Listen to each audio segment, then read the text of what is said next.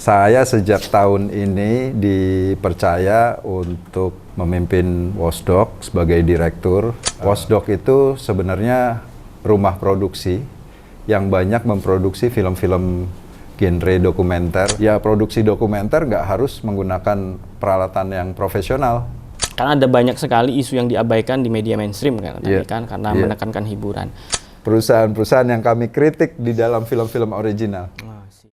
Kreasi Komunikasi. Oke, selamat datang di acara Ruang Kreasi Komunikasi episode 36 bersama saya yang kali ini akan menjadi hostnya. Saya Muhammad Nizar Hidayat, salah satu staf pengajar di Prodi Ilmu Komunikasi, dan pada episode kali ini kita akan banyak ngobrol dengan salah satu aktivis sosial yang bergerak di bidang dokumentasi yang bernama Watchdog. Dan narasumber kita pada sore kali ini adalah Mas Ari. Ya, selamat sore Mas Ari. Selamat sore. Ya, mungkin Mas Ari bisa memperkenalkan diri dulu ini Mas Ari. Kemudian ya kita bisa breaking ngobrol. the ice lah dulu. Ya. Ya. Baik, terima kasih. Nama saya Ari Trismana. Ya. Ini kebetulan saya ke ULM, kemudian dapat sambutan serius sekali nih dari kawan-kawan sampai diundang untuk berbincang di sini begitu. Ya. Saya sejak tahun ini dipercaya untuk memimpin Wasdog sebagai direktur. Nah, untuk kawan-kawan yang mungkin belum tahu apa itu Wasdog, mungkin saya bisa cerita sedikit ya. Wasdog itu sebenarnya rumah produksi yang banyak memproduksi film-film genre dokumenter advokasi, kurang lebih begitu. Ada banyak yang keliru mengira Wasdog ini NGO begitu, bukan. Wasdog ini perusahaan sebenarnya, berbadan usaha PT. Nah, kami banyak memproduksi film-film dokumenter bertema advokasi atau social movement. Kira-kira ringkasnya begitu. Oke, ya. Itu tadi ya, banyak yang keliru termasuk saya ya, mengira bahwa Watchdog ini NGO dan sebagainya, tapi ternyata adalah PT gitu Mas ya, PT.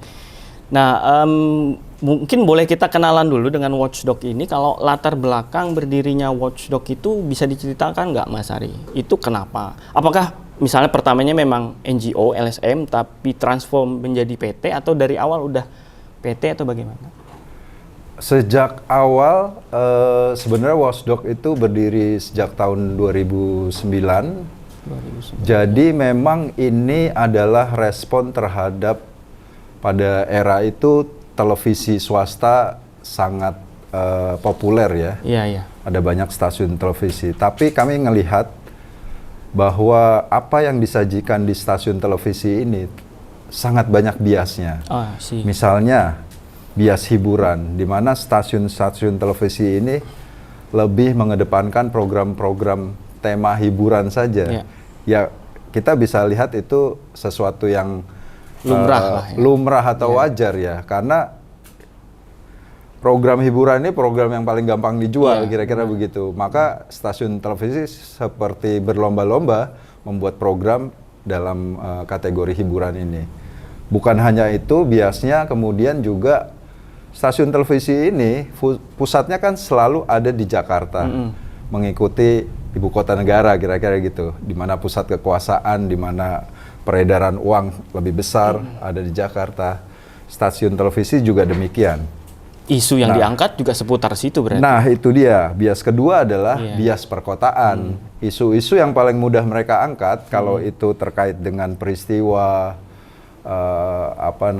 momen-momen yang mereka publikasikan begitu, itu kecenderungan yang sangat kuat mereka hanya mengabarkan apa yang terjadi di perkotaan, sementara apa yang terjadi di pelosok Indonesia, di kelompok masyarakat adat ini seringkali terlupakan, kira-kira begitu. Itu bias kedua.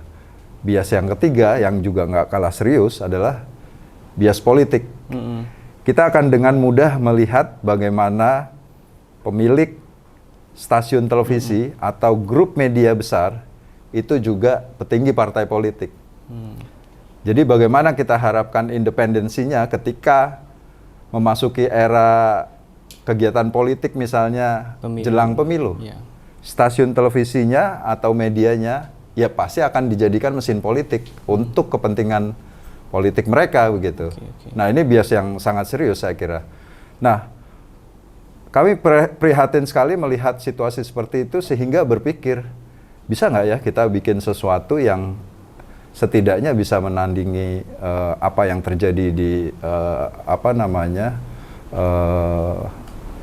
situasi media pada saat itu gitu. Nah, yang kepikiran adalah ya kita harus bikin organisasi atau lembaga yang juga bisa bertarung dalam level penyebarluasan narasi begitu kira-kira. Pada waktu itu yang terpikir adalah dokumenter. Karena begini, ini juga ada yang melatar belakangi kenapa pilihannya dokumenter, karena beberapa aspek media yang tersedia itu mulai terlihat bagaimana media-media ini bisa dimanipulasi. Sederhananya begini, kalau kita membuat foto, foto itu gampang sekali dimanipulasi. Kemudian kalau hasil manipulasi itu disebarluaskan, ya mereka yang menangkap pesan juga akan jadi salah. Atau pesannya udah sangat jauh dari pesan pertamanya begitu. Pertama foto, kemudian kalau dalam bentuk lain tulisan sama, tulisan juga gampang dimanipulasi, tulisan gampang diintervensi gitu. Sesuatu yang nggak ada tinggal dituliskan saja, jadi sesuatu yang seolah-olah ada gitu. Nah, kami mikir media apa ya yang itu relatif sulit intervensinya gitu, dipengaruhi atau dimanipulasi. Pada saat itu kami berpikir film dokumenter, dan film dokumenter memang belum cukup populer, sekaligus jadi tantangan sebenarnya. Mau bersaing dengan produk-produk jurnalisme yang lain, tapi juga punya keterbatasan. Film dokumenter itu sesuatu yang belum dikenal publik secara luas ya. Ukurannya kalau dari dulu mungkin sampai sekarang juga ukuran ini relevan. Apakah ada bioskop yang menayangkan film dokumenter sama seperti film-film fiksi yang berbayar di gedung bioskop? Ada, tapi jadi sangat jarang hitungannya. Mungkin nggak lebih dari sejak Indonesia merdeka sampai dengan saat kami membuat Watchdog, nggak lebih dari 7 film. Kira-kira begitu. Yang di Indonesia ya? Yang di Indonesia, bukan film luar negeri, atau bukan mereka yang membuat film kemudian sewa gedung bioskop untuk launching atau pemutaran. Itu beda konsepnya. Tapi yang disejajarkan dengan hiburan, film fiksi gitu. Itu nyaris nggak ada. Kami juga pernah membuat film dokumenter menjajal pasar bioskop, sama seperti film-film fiksi begitu, berbayar. Waktu itu film tentang pertarungannya Jokowi dan Prabowo yang pertama di periode pertama 2014. Masuk bioskop, tapi kami sudah sadar targetnya adalah untuk mengetahui pasarnya seberapa sih sebenarnya. Dan benar, sambil itu film itu beredar di Jakarta dan beberapa kota besar. Setelah kita melakukan pendekatan biasa kalau mau masuk bioskop nih harus ketemu dengan petinggi-petinggi pemilik jaringan bioskop gitu. Ya, yang paling besar misalnya di Indonesia gitu, ada kawan-kawan udah tahu lah. Setiap diputar kami iseng nonton, ikut di sana, menjadi penonton yang membeli tiket. Judulnya filmnya waktu itu Yang Ketujuh. Dan sialnya penontonnya juga seringkali nggak lebih dari 7 orang. Paling banyak 7 orang gitu. Kecuali waktu launching itu besar gitu. Nah, itu problem ya. Jadi kembali lagi kenapa kami memilih dokumenter, ya kami meyakini dokumenter bisa jadi alat saing untuk bertanding menyebarluaskan narasi. Membuat narasi tanding dari narasi besar yang sudah tercipta. Meskipun ya tantangannya banyak ya, salah satunya tadi. Terus juga tantangan lain, biaya produksi. Orang langsung membayangkan bikin film dokumenter, apalagi yang ngikutin proses perjalanannya selama berbulan-bulan atau bahkan bertahun-tahun gitu. Pasti akan sangat mahal sekali gitu kan. Nah, kami pelan-pelan mensiasati berbagai macam tantangan, mulai tadi kalah tanding narasinya. Kami mikirin gimana caranya narasinya juga bisa bersaing gitu, penyebar luasannya. Juga soal pembiayaan kemudian kami bereksperimen. Ya, produksi dokumenter nggak harus menggunakan peralatan yang profesional, peralatan prosumer yang dipakai oleh amatir misalnya, atau bahkan menggunakan smartphone hari ini, itu juga bisa dimanfaatkan dan signifikan untuk mengurangi ongkos produksi, kira-kira begitu. Oke, berarti pada awalnya kalau misalnya saya nggak salah tangkap tadi ya Mas Ari, ada kekosongan yang kemudian ada kekosongan peran dari media mainstream yang tidak mengakomodir tadi suara-suara di luar pusat pemerintahan, kemudian isu-isu di luar Pulau Jawa dan sebagainya, dan itu yang coba diisi oleh teman-teman Watchdog. Nah, ini menariknya begini, Mas Ari. Waktu dulu konteks 2009 kan mungkin nggak semasif sekarang ya media sosial ya pada saat itu kan gitu. Nah, pada saat itu waktu merintis tadi itu strateginya gimana? Kalau sekarang kan mungkin media mainstream itu udah kegeser sedikit atau sekarang aktivismenya Watchdog itu udah kebantu dengan media sosial kan gitu. Kalau waktu pertama itu strugglingnya itu gimana Mas? Untuk tetap kan biasanya aktivisme itu kan pertama itu level kritis itu untuk maju atau tidak gitu. Ya, sebenarnya kalau ini banyak dilakukan oleh pihak atau lembaga-lembaga lain ya. Di saat awal sebenarnya kita sama sekali nggak membayangkan ini bentuknya kayak apa gitu.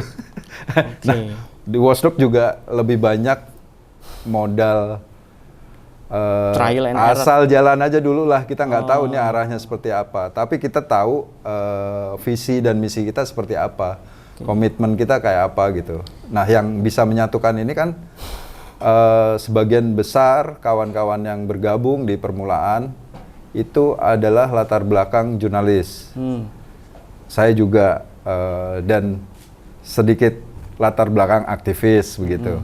Karena dunia jurnalis dan aktivis ini sangat dekat ya. Di mana melakukan pembelaan, melakukan advokasi, kira-kira gitu.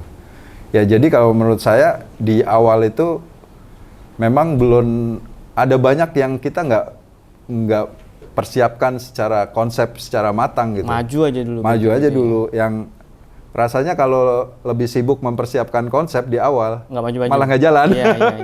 Malah nggak berhasil tuh, karena terlalu banyak pikiran gitu. Jadi tapi nggak maju. Ada gitu. Trial and error yang pertamanya gitu. Nah, sementara kami ya udah ada banyak yang kami nggak ketahui, seperti apa bentuk, model dan lain sebagainya. Ini akan sustain atau enggak gitu, kita nggak tahu. Ini musuhnya siapa nanti, kita nggak tahu. Udahlah, jalan aja dulu. Dan kenapa dokumentasi? Mungkin tadi udah disinggung sedikit ya, misalnya gambar dan sebagainya dimanipulasi. Dokumentasi kenapa Mas? Karena dia maksudnya menggambarkan secara original, atau dia punya sisi lain yang mungkin lebih unggul, atau bagaimana kira-kira Mas? Ya, sedikit tadi yang sudah saya sampaikan kan, dia punya kekuatan yang rasanya sulit dimanipulasi ya, dalam bentuk film. Kemudian dokumenter ini juga sekaligus sebenarnya menjawab bias hiburan tadi. Maksudnya adalah dalam film dokumenter kami juga bisa memasukkan unsur atau aspek hiburannya, yaitu lewat bukan substansinya ya, tapi lewat sinematografi. Orang tuh selalu terbuai gitu dengan gambar-gambar cantik, beauty shot, gambar Angle-nya, keindahan, iya. ya. Tapi ya tetap substansinya kalau memang itu bicara soal perampasan ruang hidup misalnya, itu yang ya akan- itu yang kami sampaikan Iya. gitu. Tapi lewat visual-visual yang cantik dan beauty tadi, kira-kira mungkin begitu. mungkin karena dokumentasi itu membiarkan narasumber ini berbicara, menceritakan ceritanya sendiri, mungkin begitu ya, karena dan itu di capture oleh film Iya, itu, dan begitu. film dokumenter kan karakternya menangkap realitas ya. Iya. Bukan sesuatu yang kita skenariokan, bukan sesuatu yang kita setting gitu. Apa yang terjadi itulah yang kami masukkan ke dalam film dokumenter. Oke. Dan rasanya model-model ini juga jadi penting kalau kita kaitkan dengan kebutuhan mempengaruhi cara berpikir orang, mempengaruhi persepsi orang gitu, dibandingkan hanya lewat berita atau feature misalnya yang durasinya pendek-pendek begitu. Apalagi setiap hari kalau di Indonesia ya, Iya. kan selalu terjadi peristiwa yang bikin kita kadang shock, yang bikin kita oh ajaib sekali ya, ada yang seperti ini gitu misalnya. Iya. Dan itu jadi gampang terlupakan gitu. Kalau itu disatukan dalam sebuah film dokumenter, dia punya kekuatan yang lebih. Orang jadi bisa melihat, oh peristiwa yang 3 bulan yang lalu ada hubungannya dengan yang dilakukan sekarang ya. Oke. Saling terkait ya gitu. Dan bahkan kita bisa memprediksikan, oh kalau begini yang terjadi di waktu-waktu iya, berikutnya, ini tetap akan terjadi kalau kita nggak melakukan sesuatu misalnya gitu. Nah, kami merasa film dokumenter tuh punya kekuatan yang lebih gitu dibandingkan produk jurnalistik yang lain. Merawat ingatan lah berarti begitu. Iya kira-kira. betul. Kalau isu nih Mas, Iya. kalau tadi di pertama itu kan yang ketujuh, yang pertama itu. Iya. Kalau isu dari Watchdog sendiri, penentuan, kan ada banyak sekali isu yang diabaikan di media mainstream kan, tadi Iya. kan karena Iya. menekankan hiburan. Dari beragam isu itu, bagaimana teman-teman di Watchdog itu menentukan, oke kita kayaknya isu ini dulu, terus isu ini dulu dan sebagainya, itu kira-kira gimana Mas? Pada awalnya kami punya redaksi yang secara internal mendiskusikan apa yang kita bisa bikin. Apa yang kita bisa bikin itu kan sebenarnya banyak aspeknya ya. Bukan hanya, oh isu ini penting, isu ini besar. Tapi aspek misalnya pembiayaannya memungkinkan nggak? Tenaganya, waktunya memungkinkan nggak? Jadi ada banyak aspek yang akan dibicarakan di situ. Tapi kemudian di perjalanannya, itu di awal-awal ya, seperti itu konsepnya. Dinamika redaksinya. Tapi di perjalanan berikutnya, ketika nama Watchdog sudah mulai dikenal, itu kami jadi punya banyak teman untuk mendiskusikan apa yang, ini bukan intervensi, tapi diskusi umum saja terbuka begitu, soal bagaimana film itu kemudian diproduksi dan apa isinya, bahkan itu kami masih punya kebebasan untuk memutuskan sendiri gitu. Tapi di level pemilihan isu, kami jadi banyak teman yang nemenin diskusinya, membuka perspektif, karena kan seringkali film dokumenter, pembuat film dokumenter itu tuntutannya dituntut sama seperti jurnalis. Dia harus tahu banyak hal, tahu banyak aspek. Cover both side dan Ya, sebagainya. dan seterusnya begitu ya. Ya, film dokumenter, pembuat film dokumenter juga seperti itu tuntutannya. Tapi kan seringkali ada satu hal yang kami ketahui, ada yang lainnya yang kami nggak tahu. Nah, fungsinya teman-teman dari jaringan luar yang menemani itu juga ada di situ gitu.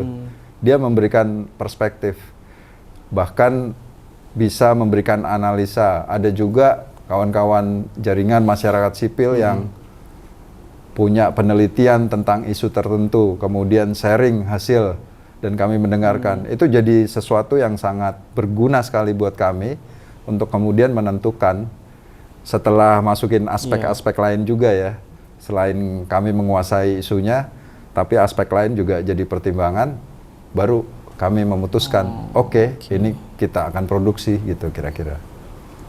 Oke, terus yang paling penting juga ini dari 2009 sampai sekarang 2024. Kan dari awal tadi Mas Ari udah nyinggung, dari awalnya kita nggak tahu sustain atau enggak. Iya, Ternyata bisa sustain sampai 2024. Iya. Gimana sustainnya itu, Mas? Dari mana? Oke. Ini juga sesuatu yang kami nggak tahu dari awal, tapi ide besarnya kami punya gitu, bahwa kita butuh organisasi yang bisa sustain untuk melakukan kampanye dan membuat narasi tanding, kira-kira begitu. Kami pada saat itu mendiskusikan, dan jangan bentuk LSM, karena LSM itu Non-profit. ada banyak, bukan non-profitnya, tapi soal umur atau usianya. Ada banyak bukti yang menunjukkan nggak sustain dalam bentuk LSM begitu. Dan dia selalu tergantung dengan project proposal base gitu. Iya. Rawan intervensi juga. Ya berarti itu juga termasuk ya tentunya. Yang kami pikirkan adalah ya gimana caranya supaya sustain dan bukan bentuk itu gitu. Maka dipilihlah perusahaan itu kan secara prinsip ya dia harus menghidupi diri sendiri. Iya. Nah itu pertanyaan pentingnya, Iya, bagaimana nah, Watchdog kemudian- menghidupi diri sendiri. Kemudian di perjalanannya ketemulah semacam rumusan ya, bahwa Watchdog itu punya 2 kategori pekerjaan. Yang pertama adalah pekerjaan Watchdog profesional kami sebutnya. Dari namanya bisa dibayangkan bahwa ini adalah pekerjaan yang dilakukan atau dijalankan berdasarkan pesanan, client base. Iya. Dari sinilah kami mendapatkan keuntungan. Jadi ada tuh pesanan-pesanan. Hari ini kan juga media audiovisual sangat populer ya. Contohnya gimana tuh Mas, client base? Ya misalnya ada perusahaan swasta yang untuk laporan tahunannya dalam bentuk audiovisual. Bukan lagi tertulis, tertulis sudah zaman dulu sekali tuh. Tertinggal gitu. Bahkan analisa kekuatan keuangan perusahaan aja itu bisa dibikin lewat audiovisual. Kan ada banyak kebutuhan lah gitu. Peneliti-peneliti hari ini juga bukan sekedar melakukan penelitian dan hasilnya dituangkan dalam bentuk tulisan bisa atau paper ilmiah, tapi dalam bentuk audiovisual juga. Jadi dia sejajar ininya, perannya. Lalu itu yang pertama ya, Watchdog Watchdog profesional. Ya. Yang kedua, ini yang kategori berbeda adalah Watchdog original. Nah dari namanya bisa bayangkan nih, kalau kawan-kawan juga pasti tahu ya, yang nonton Netflix misalnya, itu ada Netflix original. Itu artinya mereka produksi sendiri, bukan film orang. Kira-kira begitu. Nah di Watchdog juga ada seperti itu, Watchdog original. Inilah yang sebenarnya yang sering dilihat oleh publik. Watchdog original ini, di mana secara substansi isinya adalah film-film advokasi, film-film social movement gitu, film-film yang mengkritik kebijakan negara dan seterusnya. Yang memang tidak dimaksudkan untuk profit revenue ya. Tidak ada, betul. Justru yang di sini ngabisin duit. Iya. Tapi dari mana uang untuk memproduksi film-film original ini? Dari yang kategori pertama tadi. Nah, tapi ini juga belum selesai nih. Praktiknya kalau kita hanya membagi 2 pekerjaan itu. Ada bagian besar yang nggak boleh dilanggar, dan ini nggak boleh tabrakan antara profesional dan original. Kalau di original ini kami mengkritik perusahaan tambang yang merusak lingkungan, perusahaan sawit yang merusak lingkungan, atau potensi pelanggaran HAM dan seterusnya, maka yang di profesional tadi kami nggak bisa ambil pekerjaan dari perusahaan-perusahaan yang kami kritik di dalam film-film original. Itu yang dijaga sampai sekarang, dan kuncinya di situ aja. Dan kami bisa membuktikan dengan pola ini kami sustain meskipun nggak bisa jadi besar. Karena logika ekonominya kan mempersempit pasar sebenarnya. Betul, bahkan pola ini ketika kami jelaskan kepada, katakanlah, ke kawan-kawan yang juga akan support kami gitu ya. mereka bilang komennya komen-komen sederhana tapi kayak nusuk gitu. Iya. Ini sih model bisnis bunuh diri. Iya. Kalau perusahaan dalam tanda kutip perusahaan normal, dia akan memperluas pasar sebesar-besarnya. Iya, apapun peluang pasti diambil kan. Kliennya diperbesar, Iya. sekarang malah dipersempit gitu ya. Iya, kita bikin pagar yang itu ketat dan tinggi sekali gitu. Kliennya. Kalau boleh tahu misalnya perusahaan-perusahaan atau pernah nggak bagian dari pemerintah, mungkin Pemda atau apa yang pernah jadi klien, Mas? Atau nggak ada sama sekali dari pemerintah? Ada sebenarnya, tapi jadi sangat terbatas ya karena ketika mereka tahu latar belakang Watchdog itu biasanya mereka sendiri yang takut. Iya. Tapi kalau kerjasama yang sesuatu yang yang sifatnya umum begitu ya, dari pemerintah daerah kah atau dari departemen kah, instansi pemerintah, itu ada sebenarnya. Tapi biasanya hal-hal yang sifatnya ya pekerjaan-pekerjaan rutin aja sebenarnya. Seperti laporan, pembuatan Iya, laporan. seperti itu kira-kira. Oke, Iya. iya. Tapi mainly berarti kliennya tadi ya perusahaan-perusahaan swasta begitu, Mas? Kalau kliennya ada perusahaan swasta, sebagian kecil sebenarnya ada kelompok pemerintah ya. Oke. Nah, sekarang yang kelihatan terbentuk itu ya kliennya juga adalah jaringan masyarakat sipil, juga akademik. Hari ini sangat banyak penelitian-penelitian yang kemudian melibatkan kami sejak awal untuk ikutan dalam proyek penelitiannya, karena itu jadi perjalanan yang sangat penting untuk didokumentasikan gitu. Kalau dulu trennya ketika banyak yang belum sadar dalam tanda kutip ya bahwa film dokumenter ini perannya sebenarnya sangat besar ya untuk penyebarluasan gagasan gitu. Itu mereka hanya melibatkan produksi film dokumenter di belakang, di akhir penelitian. Nah, buat kami pelan-pelan kami bilang ini sebenarnya menyulitkan dan ada banyak hal yang kosong, bolong gitu, ketinggalan. Padahal selama proses riset apapun tema ya, itu sebenarnya kan juga dinamika yang menarik untuk didokumentasikan. Nah, itu pelan-pelan kemudian mulai banyak yang sadar gitu. Sudah banyak yang sadar, bahkan hasil akhir dari penelitiannya dibentuk selain outputnya penulisan, juga film dokumenter. Dan kemudian ada karakter yang kemudian terlihat berbeda tuh. Kalau penulisan, itu kan biasanya aksesnya terbatas ya, kelompok akademik saja. Kelompok terpelajar aja kira-kira begitu. Sementara kalau film, memang kita sengaja bahasakan dan targetkan ini untuk awam. Sehingga ya itu ada saling melengkapi tuh. Hasil penelitiannya kemudian juga bisa diakses publik dan berguna buat publik gitu, kira-kira. Kan sekarang itu banyak banget kritikan-kritikan yang diarahkan ke pemerintah dan kemudian ada counternya tuh terhadap si pengkritik nih kan gitu, dan ya nggak usah saya sebut lah. Tapi kan itu counternya lumayan dahsyat kan gitu. Bahkan ada pasukannya. Iya, ada pasukan yang lumayan dahsyat ya kan. Gitu. Watchdog sendiri saya yakin udah pernah kan gitu. Nah, tapi boleh diceritain nggak Mas Ari? Kira-kira tekanan yang dihadapi oleh teman-teman Watchdog ini gimana pada saat itu, dan strategi teman-teman Watchdog untuk sustain itu gimana? Iya.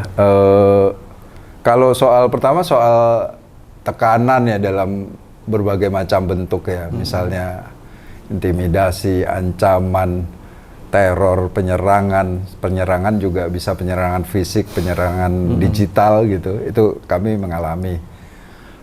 Tapi balik lagi sebenarnya karena kami meyakini apa yang kami produksi dan apa yang kami distribusikan ini adalah sesuatu yang kami yakini kebenarannya, ya kami nggak khawatir dengan resiko-resiko itu. Masa berbuat kebenaran harus takut dengan resiko gitu, apalagi kalau itu nggak ada yang melakukan gitu, ya semua akan diam saja gitu. Ya nggak ingin lah kami seperti itu kejadiannya. Nah, paling mitigasinya adalah setiap kali kami akan akan mempublish film-film yang kategori advokasi tadi dan kami rasa ini sensitif begitu, kami biasanya punya pemutaran terbatas secara internal dan di situ mengundang kawan-kawan yang expert di isunya, juga termasuk kawan-kawan pengacara publik, kawan-kawan jaringan lembaga bantuan hukum untuk memitigasi film ini ada celah hukumnya nggak sih, ada bolong besarnya nggak sih? Kalau itu dibaca, oh ini bahaya nih kalimatnya, kalimat opini misalnya. Itu kan yang sering terjadi bukan hanya di pembuat film dokumenter tapi juga jurnalis ya. Kalau opini itu paling bahaya gitu. Ya itu yang kami lakukan untuk memitigasi ya. Jadi sejauh ini ya itu berjalan lah kira-kira begitu. Oke. Kalau ngomongin yang terakhir, karya terakhir yang paling viral ini mungkin Dirty Vote kali ya Mas ya. Dirty Nah Vote. kalau itu tekanan terus intervensi ada nggak Mas terkait itu, kan viral banget waktu itu. Rumusnya begini, untuk mengurangi, meminimalisir serangan itu kita perlu melibatkan banyak orang, banyak pihak. Makin banyak pihak yang terlibat di dalamnya, serangan nggak hanya tertuju satu pihak. Kalau tertuju hanya kepada satu pihak, itu pasti dengan mudah dihabisi, dengan cepat dihabisi. Tapi ketika yang terlibat itu banyak pihak, yang katakanlah yang merencanakan penyerangan juga harus baca dulu. Ini mana ya? Iya. Apakah yang paling lemah yang mau diserang atau yang paling kuat yang mau diserang? Itu ini bacaan kami seperti itu gitu. Maka akan bagus kalau satu produksi film melibatkan banyak pihak, banyak kolaborator di dalamnya. Dan jangan lupa kalau ngomongin ancaman, serangan, teror dan lain sebagainya, itu bukan hanya ditujukan ke pembuat film. Narasumbernya juga perlu kita perhitungkan. Iya benar. Jangan sampai pembuat filmnya aman, Narasumbernya yang kena. narasumbernya di jalan pulang digebukin orang gitu. Nggak boleh itu. Justru yang harus dilindungi pertama kali narasumber sebenarnya. Gitu. Oke, mungkin ini terakhir ini Mas Ari, pesan untuk penonton lah atau siapapun yang menonton ini dari Mas Ari sendiri dan teman-teman Watchdog ini apa mungkin? Kalau pesan macam Watchdog itu jadi sesuatu yang lebih tahu dibandingkan mereka gitu ya. Padahal rasanya kami selalu kalau masuk ke wilayah itu harus pakai mode bahwa kami bukan siapa-siapa dan kami nggak tahu apa-apa, tapi kami harus mendengar apa yang terjadi dari mereka, apa yang ingin mereka lakukan dan seterusnya. Jadi ya saya pertama perlu sampaikan aja kepada kawan-kawan yang mempercayai Watchdog dan kemudian melakukan pemutaran dan melakukan diskusi-diskusi di berbagai tempat. Kami sangat berterima kasih atas dukungannya. Kalau nggak ada kawan-kawan yang menyelenggarakan nobar ini juga Watchdog juga namanya bukan apa-apa begitu. Nggak ada perannya yang relevan begitu kira-kira. Jadi peran relevan ini bukan hanya ditujukan untuk satu pihak, bukan hanya ditujukan untuk Watchdog sebagai pembuat film-film yang dianggap kritis dan berani begitu. Tapi kawan-kawan penyelenggara nobar itu juga nggak kalah pentingnya perannya. Jadi teruskan, terima kasih, kami merasa tersanjung sudah mendapatkan dukungan kawan-kawan dan semoga ini terus terjadi. Karena ini waktu-waktu ke depan rasanya akan lebih banyak peristiwa-peristiwa ajaib, katakanlah begitu, yang juga nggak kalah membahayakan buat demokrasi, pasti ada gitu. Jadi kami akan selalu menyiapkan kamera untuk mendokumentasikan itu, kemudian Terima kasih kalau kawan-kawan juga terus menyiapkan layar untuk menyebarluaskannya. Oke, mungkin nggak kerasa kita tadi udah ngobrol banyak. Sebenarnya mau lebih banyak lagi ya Mas Ari, cuman mungkin waktunya nggak. Kita bisa bikin berjilid-jilid nanti. Iya, mudah-mudahan habis ini di next time kita bisa undang Mas Ari lagi ke sini. Terima kasih. Kita ngobrol banyak lagi tentang watchdog dan dokumentasi yang perlu untuk selalu dinobarkan. Nah, Asik. Oke, mungkin dari saya itu ya, untuk siapapun yang menonton ini, semoga apa yang kita bicarakan pada sore hari ini bisa bermanfaat untuk semua. Terima kasih banyak telah menonton episode Ruang Kreasi Komunikasi pada episode 36. Terima kasih.